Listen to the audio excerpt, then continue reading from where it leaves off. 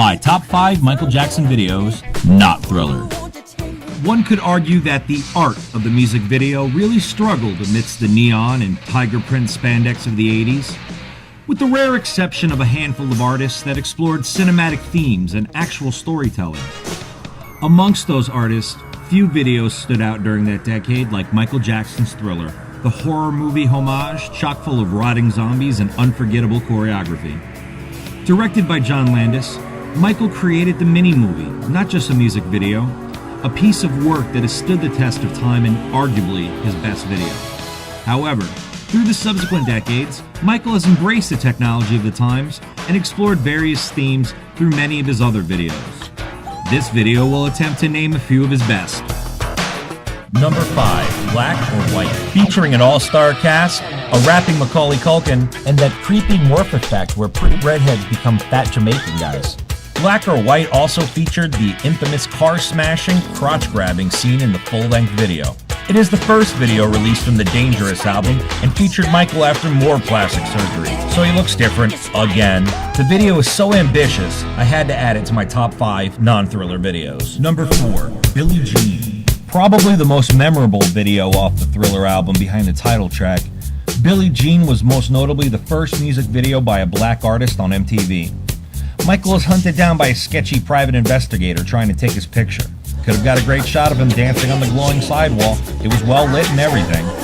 The PI never got a photo of Michael on the dance floor with Billie Jean, but then again, nobody ever got that photo. Lisa Marie didn't count. Number 3, Bad. Michael explored his fascination with gangs in the Beat It video, which turned into some weird West Side Story dance-off with knives. The knives were replaced in this classic MJ vid and traded for snappy dance steps and roller skates. Directed by my favorite director, Martin Scorsese, and featuring a young Wesley Snipes as the Bad Apple, Bad is not quite as ambitious as Black or White, but still manages to remain memorable for the abundance of dancing and overacting. Number 2, Remember the Time. By this point in his career, a new Michael Jackson video was an event. Must-see MTV.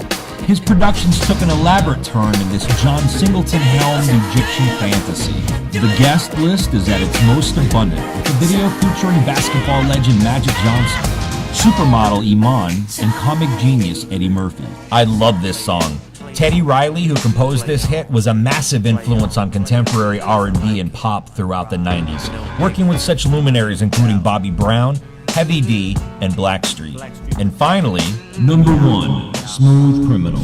This epic video about poor Annie who gets her A-whooped by a smooth criminal takes place in a 1930 Chicago gangland era nightclub. It features some ridiculously innovative moves that you would believe were rigged unless you actually seen Michael do it live. You know what move I'm talking about, the lean. Not as famous as his patented moonwalk, for which his feature film Moonwalker was named, and where this video is predominantly featured. I've never seen Moonwalker. It features Joe Pesci as a spooky-looking bad guy with a silly ponytail. Oh, and there's also a motorcycle-riding claymation llama that looks like Michael, and Michael turns into some big silver Voltron-type flying laser robot. How haven't I seen this movie? There you have it. Go to Facebook and answer Big Pop's question of the week. I'm Big Pop, and we'll see you next time.